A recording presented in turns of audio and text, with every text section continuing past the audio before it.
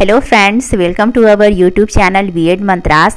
सो friends, इस video में हम डिस्कस करेंगे मेथड्स ऑफ एजुकेशनल साइकोलॉजी, शिक्षा मनोविज्ञान की विधियाँ। सो फ्रेंड्स, ये जो हमारा वीडियो है वो इस सब्जेक्ट का सेकंड पार्ट है।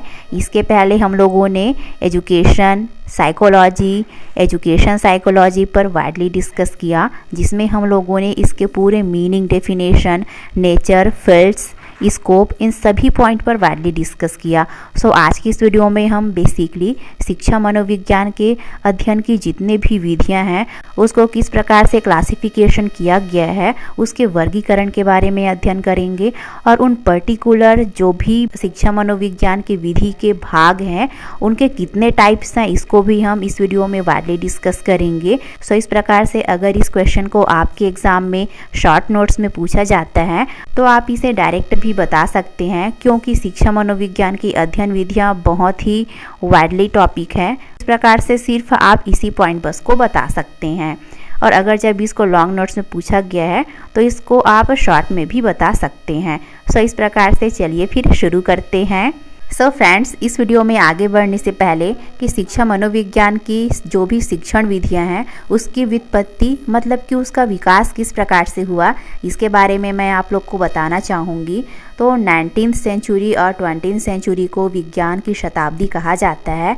इस सेंचुरी में विज्ञान के क्षेत्र में बहुत ही इंटेंजिबल, बहुत ही आश्चर्यजनक तथ्यों की खोज हुई, जिसके फलस्वरूप सब कुछ साइंटिफिक अप्रोच से देखने, वैज्ञानिक दृष्टि से देखने और समझने की प्रवृत्ति का विकास हुआ, और जिसके फलस्वरूप साइकोलॉजिस्ट ने साइकोलॉजी और एजुकेशन साइकोलॉजी के जो भी प्रिवेलिंग मेथड थे, प्रचलित विधियों को वैज्ञानिक रूप प्रदान किया, और इसके साथ ही साथ अध्ययन की और भी अन्य विधियों का विकास हुआ। सो इस प्रकार से एजुकेशन साइकोलॉजी के टीचिंग मेथड्स को समझने से पहले हमें टीचिंग मेथड्स के बारे में या फिर स्टडी ऑफ मेथड, अध्ययन की विधि के बारे में समझना बहुत ही ज़रूरी हो जाता है। सो इस पर प्रकाश डालते हुए एक प्रमुख साइकोलॉजिस्ट हैं चार्ल्स जीड के अकॉर्डिंग, तो वे कहते हैं कि वैज्ञानिक भाषा में हम यह भी कह सकते हैं कि अध्ययन विधि का तात्पर्य उस मार्ग से है जिस पर चलकर सत्य की खोज की जाती है। Method of study refers to the way by which truth is discovered. So friend, जैसा कि हमने टीचिंग मेथड्स वाले टॉपिक में इस पर वाइडली डिस्कस किया कि शिक्षण विधि किसे कहते हैं, तो अगर आपको टीचिंग मेथड्स या फिर अध्ययन की विधि के बारे में वाइडली नॉलेज चाहिए तो आई बटन में एक लिंक गिवन है, तो इस वीडियो के बाद आप उस वीडियो को देख सकते हैं। सो इस प्रकार से अब नेक्स्ट पॉइंट है, तो शिक्षा मनोविज्ञान की अध्ययन विधियों को किस प्रकार से क्लासिफिकेशन किया गया है, इसके वर्गीकरण के बारे में हम यहाँ पर देख लेते हैं। तो शिक्षा मनोविज्ञान की अध्ययन विधियों को दो प्रकार से वर्गीकृत किया गया है, जिसमें से फर्स्ट मेथड है प्रचलित विधि, प्रिवेलिंग मेथड। तो इसमें प्रचलित विधि मतलब कि जो विधियाँ पहले से चली आ रही है, चलन में थी, वही क्या है, प्रचलित विधि है। वहीं इसके सेकंड पार्ट में अदर मेथड्स हैं, अन्य विधियाँ हैं, जैसा कि हमने पहले डिस्कस करा। सो इस प्रकार से इन पर्टिकुलर प्रिवेलिंग मेथड के अंतर्गत भी और भी टीचिंग मेथड्स आ जाते हैं, एंड अन्य विधि के अंतर्गत भी और भी बहुत सारे टीचिंग मेथड्स हैं। सो इस प्रकार से इन दोनों टीचिंग मेथड्स के जितने भी टाइप्स हैं उसको हम समझने की कोशिश करेंगे। सो इस प्रकार से नेक्स्ट पॉइंट है प्रिवेलिंग मेथड, प्रचलित विधि। तो प्रचलित विधि को दो भागों में बांटा गया है, जिसमें से फर्स्ट है अंतःदर्शन विधि, इंट्रोस्पेक्शन मेथड। सो फ्रेंड्स, इस मेथड को आपके बुक्स में और कुछ और कहीं कहीं पर अंतर्दर्शन करके भी कहा गया है। वही इसके सेकंड टाइप्स में बहिर्दर्शन विधि है, एक्सक्लूजन मेथड है। तो ये दोनों मेथड जो है पहले से चलन में थी, मतलब कि प्रचलित विधि के अंतर्गत आ जाता है। अब हम इन दोनों मेथड को एक एक करके समझने की कोशिश करेंगे। सो फर्स्ट मेथड है अंतःदर्शन विधि, इंट्रोस्पेक्शन मेथड। सो इसके नाम से ही स्पष्ट है कि इसमें अंतः मतलब अंदर हुआ, दर्शन मतलब दृष्टिकोण या फिर देखना हुआ। सो इस प्रकार से अंतःदर्शन का तात्पर्य होता है अपने अंदर देखना, एंड चूंकि साइकोलॉजी, मनोविज्ञान विषय को आत्मा का विज्ञान के रूप में भी माना जाता था, सो इस पॉइंट से उस टाइम में जो प्रिवेलिंग मेथड था उसमें से यह अंतःदर्शन विधि भी आ जाता है। सो इस प्रकार से इस मेथड के अंतर्गत यहाँ पर बताया गया है कि अपनी आत्मा को देखना ही अंतर्दर्शन है। सो फ्रेंड्स, मैं आपको यहाँ पर बार बार बोल रही हूँ कि आपको यहाँ पर कंफ्यूज नहीं होना है, अंतःदर्शन वर्ड का ही यूज़ करेंगे। सो इस प्रकार से यहाँ पर कुछ साइकोलॉजिस्ट ने अंतःदर्शन की परिभाषा को इस प्रकार से बताया है। स्टाउट के अनुसार अपने मस्तिष्क के कार्य व्यापारों का एक क्रमबद्ध रीति से अध्ययन करना ही अंतःदर्शन है। To introspect is to attend to the working of one's own mind in a systematic way. So friends, इस मेथड में जो सब्जेक्ट होता है और जो ऑब्जर्वर होता है वो एक ही पर्सन होता है। इसी को आपका हिंदी में सब्जेक्ट को विषयी बोला जाता है और ऑब्जर्वर मतलब कि वो अध्ययन करता हो गया। सो इस प्रकार से यहाँ पर इस डेफिनेशन को हम समझ सकते हैं। तो इस मेथड के अंतर्गत मेरे को अपने स्वयं का ही ऑब्जर्व करना होता है कि मेरा माइंड किस प्रकार से वर्क कर रहा है, मेरा बिहेवियर कैसा है, इन सब को मैं स्वयं ही ऑब्जर्व करूँगी। तो इन सब का सिस्टमेटिक वे से अध्ययन करना ही क्या है, अंतःदर्शन विधि है। सो फ्रेंड्स, आई होप कि आपको अंतःदर्शन विधि अच्छे से समझ में आ गए होंगे। अब हम इनके कुछ क्वालिटीज़ और कुछ इनके डीमेरिट्स हैं, इसको हम समझने की कोशिश करेंगे। तो इसका क्वालिटीज़ हम देख लेते हैं कि अंतःदर्शन विधि में विषयी को अपनी मानसिक प्रतिक्रियाओं का निरीक्षण करना पड़ता है, जो कि इसकी क्वालिटीज़ हो जाती है। मतलब कि हमें किसी दूसरे पर डिपेंड नहीं होना पड़ता है, हम अपने खुद का ही अपने मेंटल प्रोसेस को ऑब्जर्व कर लेते हैं। सो इस प्रकार से अब नेक्स्ट इसका क्वालिटीज़ है कि इस मेथड के थ्रू सत्य और शीघ्र ही ज्ञान हो जाता है। मतलब कि हम अपने स्वयं के बारे में ही तो झूठ नहीं बोल सकते हैं ना। अगर जब हम खुद से ही झूठ बोलेंगे तो हम खुद का ही नुकसान करेंगे। सो इस पॉइंट से यह मेथड सत्य होता है और शीघ्र ज्ञान कराने वाला होता है। और एक क्वालिटीज़ और है कि इसमें व्यक्ति का अध्ययन किया जाता है, मतलब कि इंडिविजुअली स्टडी किया जाता है। तो यह भी इस पॉइंट के अंतर्गत आ जाता है। एंड फ्रेंड्स, यह मेथड जो है वयस्कों के लिए ही अधिक उपयुक्त होता है, यह भी इसकी क्वालिटीज़ हो जाता है। अब इसके हम डीमेरिट्स की बात करें तो यहाँ पर फर्स्ट पॉइंट है कि इसमें अध्ययनकर्ता एवं विषयी एक ही व्यक्ति होने से ध्यान का विभाजन हो जाता है, जिसके फलस्वरूप त्रुटि होने की संभावना रहती है। सो नेक्स्ट डीमेरिट्स हैं कि इसमें आत्मगत अध्ययन होने से वैज्ञानिकता का अभाव है, क्योंकि इसमें आत्मा या फिर अंतरात्मा को स्टडी किया जाता है ना, जो कि किसी भी पॉइंट से इसमें साइंटिफिक अप्रोच नहीं दिखता है। क्योंकि साइंस आत्मा परमात्मा जैसे चीज़ों को नहीं मानता है, क्योंकि वो हमें दिखाई नहीं देता है और ना ही उसका कोई एक निश्चित स्वरूप है और ना ही उसका कोई एक आकार है। सो इस पॉइंट से इसका एक डीमेरिट्स हो जाता है। नेक्स्ट पॉइंट है कि इसमें मन की चंचलता इस अध्ययन को प्रभावित करती है, जो कि ऑब्वियस है। एंड फ्रेंड्स, इसका एक डीमेरिट्स ये भी है कि यह असामान्य व्यक्ति और बच्चों के लिए अनुपयुक्त होता है, जो कि इसका एक डीमेरिट्स हो जाता है। और इसके साथ ही साथ एक पॉइंट ये भी है कि मन के द्वारा मन का ही अध्ययन करना, जो कि इम्पॉसिबल लगता है, जो कि इसका एक डीमेरिट्स हो जाता है। अब नेक्स्ट पॉइंट है बहिर्दर्शन विधि, एक्सक्लूजन मेथड। तो जैसा कि इसके नाम से ही स्पष्ट है, बहि मतलब बाहर से, दर्शन मतलब देखना। मतलब कि इसमें व्यक्ति के एक्सटर्नल बिहेवियर, उसके बाहरी व्यवहार को देखते हुए उस व्यक्ति को ऑब्जर्व किया जाता है, उसका निरीक्षण किया जाता है। सो इस प्रकार से यह अध्ययन दूसरे के व्यवहार का निरीक्षण करने के लिए किया जाता है। इसीलिए बहिर्दर्शन विधि को निरीक्षण या अवलोकन भी कहा जाता है। This study is done to observe the behaviour of others, hence extroversion is also called observation और ऑब्जर्वेशन। सो इस प्रकार से इस मेथड में विषयी मतलब कि जो सब्जेक्ट होता है और जो अध्ययन करता होता है वो डिफरेंट व्यक्ति होते हैं। सो इस प्रकार से बहिर्दर्शन या निरीक्षण या अवलोकन का शाब्दिक अर्थ होता है किसी वस्तु या क्रिया को देखना। एक्सटीरियर और observation literally means to see an object और एक्शन।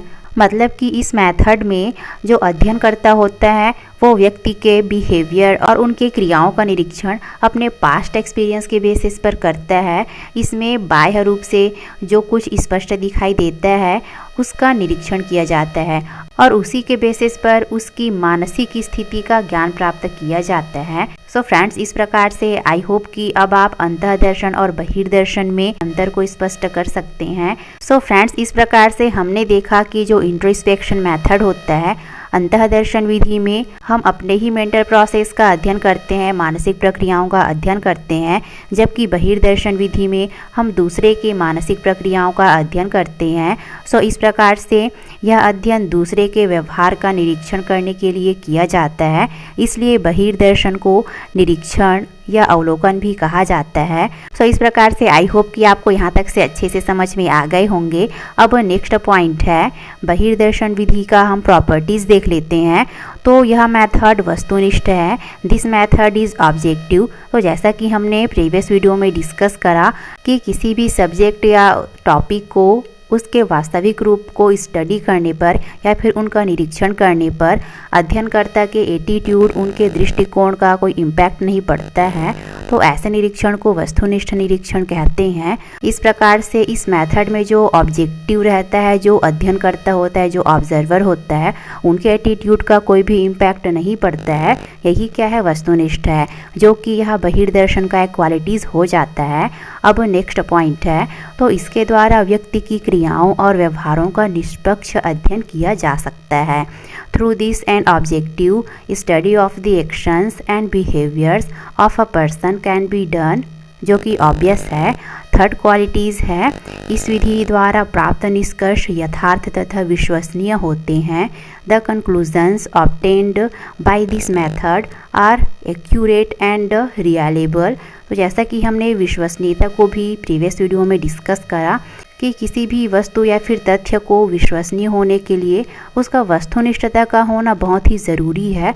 तो इसमें ऑथेंटिसिटी इन द सेंस कि किसी भी घटना या फिर तथ्य को अध्ययन करने से हमें समान परिणाम या फिर सेम निष्कर्ष प्राप्त होता है, तो वह उस वस्तु अथवा घटना की विश्वसनीयता कहलाती है। सो इस प्रकार से नेक्स्ट क्वालिटीज़ है, परिकल्पना निर्माण में यह विधि अत्यंत सहायक है।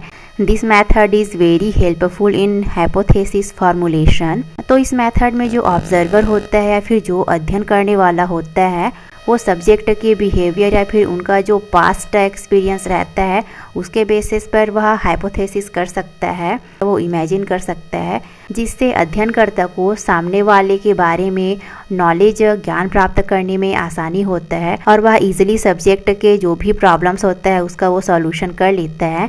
सो इस प्रकार से अब हम इनके दूसरे साइड को भी देख लेते हैं। तो बहिर्दर्शन विधि के निम्न दोष हो सकते हैं।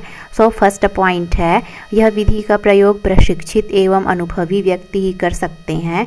This method can only be used by trend and experienced person, जो कि इसका एक डिमेरिट्स हो जाता है, क्योंकि इस मेथड के लिए सामने वाले को जो ऑब्जर्वर या फिर अध्ययन करता होता है उनको प्रशिक्षित होना बहुत ही ज़रूरी होता है, तभी वह परीक्षण कर सकता है, जो कि इसका डिमेरिट्स हो जाता है। नेक्स्ट पॉइंट है, इसमें पक्षपात पूर्ण निरीक्षण की संभावना होती है। There is a possibility of biased oversight. तो जैसा कि हमने इस मेथड के क्वालिटीज़ में देखा कि यह वस्तुनिष्ठ और विश्वसनीय होता है, बट इसके हम कॉन्स में देखें तो इसका पक्षपात पूर्ण निरीक्षण की संभावना हो सकती है, जो कि इसका एक डिमेरिट्स हो जाता है। एंड फ्रेंड्स, इस मेथड का एक सबसे बड़ा ड्रॉबैक ये भी है कि इस मेथड की हेल्प से एक टाइम में केवल एक ही सब्जेक्ट या फिर एक ही फैक्ट का विश्लेषण किया जा सकता है, जो कि इसका एक डिमेरिट्स हो जाता है। सो आई होप कि आपको यहाँ तक से अच्छे से समझ में आ गए होंगे। नेक्स्ट पॉइंट है बहिर्दर्शन विधि एक्सक्लूजन मेथड। तो इस मेथड के भी 2 टाइप्स होते हैं, मतलब कि इसको 2 भागों में बांटा गया है, जिसमें से बहिर्दर्शन विधि का पहला भाग है प्रयोगात्मक विधि एक्सपेरिमेंटल मेथड और सेकंड पार्ट है निरीक्षण विधि observation method.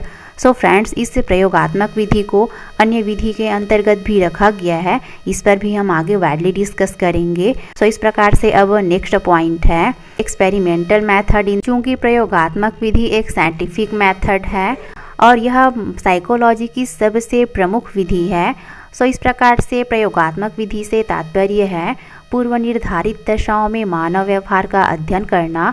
Experimental method refers to the study of human behaviour under predetermined conditions. So इस प्रकार से एक्सपेरिमेंटल मेथड का हम मीनिंग देख लेते हैं। क्योंकि फ्रेंड्स, नियंत्रित वातावरण में किया गया निरीक्षण ही परीक्षण कहलाता है। सो इस प्रकार से प्रयोगात्मक विधि एक प्रकार की नियंत्रित निरीक्षण विधि है। इस मेथड में प्रयोगकर्ता स्वयं अपने द्वारा निर्धारित की हुई परिस्थितियों या वातावरण में किसी व्यक्ति के व्यवहार का अध्ययन करता है। The experimental method is a type of controlled observational method. In this method, the experimenter studies the behavior of a person in the circumstances of environment set by himself. मतलब इस मेथड को हम ऐसा भी बोल सकते हैं कि इस विधि में परीक्षण करने के लिए एक जगह निर्धारित कर दिया जाता है। उसी इन्वायरमेंट के अंतर्गत आपको उस व्यक्ति या फिर उस फैक्ट के बारे में एक्सपेरिमेंट करना होता है। सो इस प्रकार से अब हम इनके प्रॉपर्टीज़ को देख लेते हैं। तो इसमें एक्सपेरिमेंटल मेथड का फर्स्ट क्वालिटीज़ है कि यह मेथड एक साइंटिफिक मेथड है, जैसा कि हमने पहले डिस्कस करा। सो सेकंड पॉइंट है निष्कर्षों की जांच संभव है, possible to verify in finding. तो इस मेथड में हम जो भी सॉल्यूशन ढूंढे रहते हैं, जो भी हमारा निष्कर्ष प्राप्त होता है, हम उसको फिर से टेस्ट कर सकते हैं, हम उसको फिर से वेरीफाई कर सकते हैं, पॉसिबल है, जो कि इसका एक प्रॉपर्टीज़ हो जाता है। नेक्स्ट पॉइंट है विश्वसनीयता, निष्कर्ष, रिलायबिलिटी, कंक्लूजन्स। एक्सपेरिमेंट मेथड का सबसे मोस्ट इम्पॉर्टेंट क्वालिटीज़ है कि इसका निष्कर्ष विश्वसनीय होता है।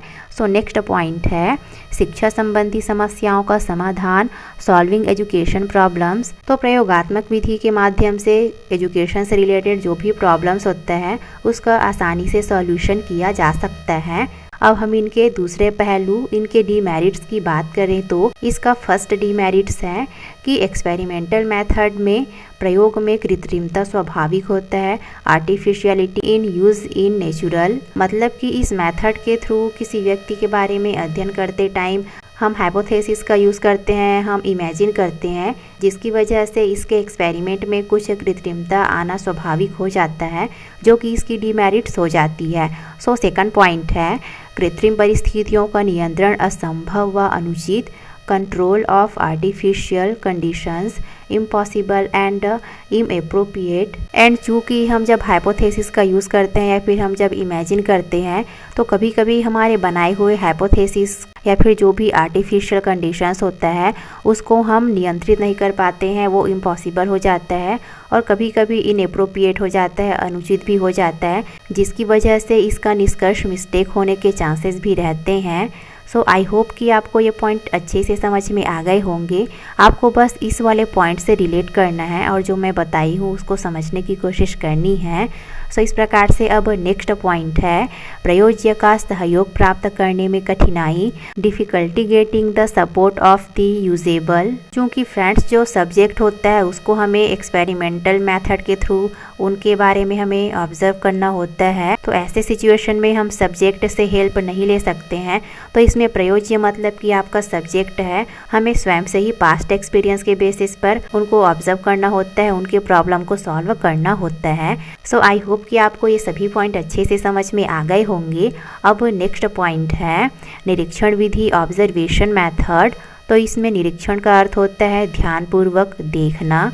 तो इस निरीक्षण विधि में जो निरीक्षण करता होता है, ऑब्जर्वर होता है, वो विषयी के व्यवहार मतलब कि सब्जेक्ट के बिहेवियर, उसके आचरण, वह किस प्रकार का कार्य करता है और वह किस प्रकार का प्रतिक्रिया देता है इत्यादि को वो ध्यानपूर्वक देखकर उनके मेंटल स्टेट, मानसिक दशा का अनुमान लगाता है और इसी के बेसिस पर वो सब्जेक्ट के बारे में अपनी धारणा बनाता है। सो फ्रेंड्स, इस मेथड को जब आप 2 मंथ्स का ऑब्जर्वेशन रहता है आप लोग का, या फिर इसे जब आप टीचिंग में जाएंगे तो यह मेथड बहुत ही यूजफुल होता है आप लोग के लिए। इस प्रकार से हम ऑब्जर्वेशन के टाइप्स देख लेते हैं। इसी को इंस्पेक्शन मेथड भी कहा जाता है। तो ऑब्जर्वेशन के भी 2 टाइप्स होते हैं। फर्स्ट टाइप है अनौपचारिक निरीक्षण, इनफॉर्मल ऑब्जर्वेशन। तो इस निरीक्षण के अंतर्गत बिना किसी पूर्व निर्धारित कार्यक्रम के सरल एवं अनियंत्रित दशा में व्यवहार का अध्ययन किया जाता है। Study of behaviour in simple and uncontrolled condition without any predetermined programme. तो यह मेथड टीचर के लिए बहुत ही ज़्यादा यूज़फुल होता है, क्योंकि उसे कक्षा में और कक्षा के बाहर अपने छात्रों के बिहेवियर को ऑब्जर्व करने के लिए उन्हें अनेक अवसर प्राप्त होते हैं और वह इस ऑब्जर्वेशन के बेसिस पर बच्चों को उपयुक्त निर्देशन दे सकता है। सो इस प्रकार से यह मेथड टीचर्स के लिए बहुत ही ज़्यादा यूज़फुल होता है। अब हम इसके सेकंड टाइप को देख लेते हैं, औपचारिक निर्देशन, फॉर्मल इंस्पेक्शन। तो इसमें नियंत्रित परिस्थितियों में व्यवस्थित रूप से व्यवहार का निरीक्षण किया जाता है। Behaviour is observed systematically under controlled condition. तो इसमें अध्ययनकर्ता या फिर ऑब्जर्वर जो है पहले से उस इन्वायरमेंट या फिर उस परिस्थिति को वह नियंत्रित करता है, अपने सब्जेक्ट के बिहेवियर को वो ऑब्जर्व करता है। सो इस प्रकार से अब नेक्स्ट पॉइंट है, निरीक्षण विधि के हम प्रॉपर्टीज़ को देख लेते हैं। तो इसका फर्स्ट प्रॉपर्टीज़ है, यह मेथड वस्तुनिष्ठ है। दिस मेथड इज़ ऑब्जेक्टिव, मतलब कि इस मेथड में ऑब्जर्वर या फिर अध्ययनकर्ता के एटीट्यूड का, उनके दृष्टिकोण का कोई भी इम्पैक्ट नहीं पड़ता है व्यक्ति अथवा घटना अथवा तथ्य पर। सो इस प्रकार से यह ऑब्जर्वेशन मेथड का एक फर्स्ट क्वालिटीज़ हो जाता है। सेकंड क्वालिटीज़ है विस्तृत अध्ययन क्षेत्र, वाइड स्टडी एरिया। तो इसका विषय क्षेत्र बहुत ही व्यापक होता है, क्योंकि इस मेथड के अंतर्गत सब्जेक्ट का जो भी पास्ट इंसिडेंट हुआ रहता है उसको भी ऑब्जर्वर जो है स्टडी करता है और उनके वर्तमान के बिहेवियर को देखते हुए इन सभी चीज़ों को वो ऑब्जर्व करता है और उसका वो निष्कर्ष निकालता है, उस व्यक्ति के प्रॉब्लम को सॉल्व करता है। सो इस प्रकार से निरीक्षण विधि में विस्तृत अध्ययन क्षेत्र होता है, जो कि इसकी क्वालिटीज़ हो जाती है। नेक्स्ट पॉइंट है सामूहिक अध्ययन संभव, ग्रुप स्टडी पॉसिबल। तो इस मेथड में हम एक साथ बहुत सारे बच्चों का, बहुत सारे व्यक्तियों का ऑब्जर्वेशन कर सकते हैं, उनका परीक्षण किया जा सकता है। सो इस प्रकार से अब हम इनके डीमेरिट्स की बात करें तो इसमें फर्स्ट इसका डीमेरिट्स है कि यह अस्वाभाविक व्यवहार, अननेचुरल बिहेवियर। तो बच्चे कभी कभी अननेचुरल बिहेवियर, वो बनावटी व्यवहार करते हैं। सो इस प्रकार से इस मेथड में अस्वाभाविक व्यवहार होने की संभावना रहती है, जो कि इसका एक डीमेरिट्स हो जाता है। सो नेक्स्ट पॉइंट है पक्षपातपूर्ण निरीक्षण, बायस्ड ऑब्जर्वेशन। तो कई बार ऑब्जर्वर से पक्षपातपूर्ण निरीक्षण होने के चांसेस रहते हैं। तो पास्ट कॉन्सेप्ट होता है, उनका जो पूर्व धारणा होता है उनसे भी प्रभावित हो जाते हैं और उसे वे अपने एक्सपेरिमेंट में यूज़ करने लगते हैं, जिसकी वजह से यह पक्षपातपूर्ण निरीक्षण हो जाता है, जो कि इसका एक डीमेरिट्स हो जाता है। सो नेक्स्ट पॉइंट है अप्रशिक्षित निरीक्षण, अनट्रेंड ओवरसाइट। मतलब कि इस मेथड में यदि जो ऑब्जर्वर है, जो निरीक्षण करता है, वो ट्रेंड नहीं है तो यह मेथड उसके लिए यूज़फुल नहीं होता है, जो कि इसका एक डीमेरिट्स हो जाता है। सो फ्रेंड्स, आई होप कि आपको ये सभी पॉइंट अच्छे से समझ में आ गए होंगे। अब नेक्स्ट पॉइंट है अदर मेथड, अन्य विधियाँ। तो अन्य विधि के अंतर्गत इतने सारे टीचिंग मेथड्स, इतने सारे स्टडी ऑफ मेथड आ जाते हैं। तो इन सभी मेथड को हम नेक्स्ट वीडियो में वाइडली डिस्कस करेंगे। तो इस अन्य विधि के अंतर्गत उन मेथड्स को रखा गया है जिसमें व्यक्ति के व्यवहार का अध्ययन, उनके बिहेवियर, उनके व्यवहार के विवरण के आधार पर किया जाता है। सो आई होप कि यह वीडियो आपके लिए काफ़ी हेल्पफुल रही होगी। इस वीडियो को लाइक और शेयर कर दीजिएगा और चैनल को सब्सक्राइब कर लिया है तो बेल आइकन को प्रेस कर लीजिए। एंड इसका PDF आपको टेलीग्राम चैनल B.Ed मंत्रास में मिल जाएगा। एंड फ्रेंड्स, इस चैनल को आप इंस्टाग्राम में भी फॉलो कर सकते हैं। Thanks for watching.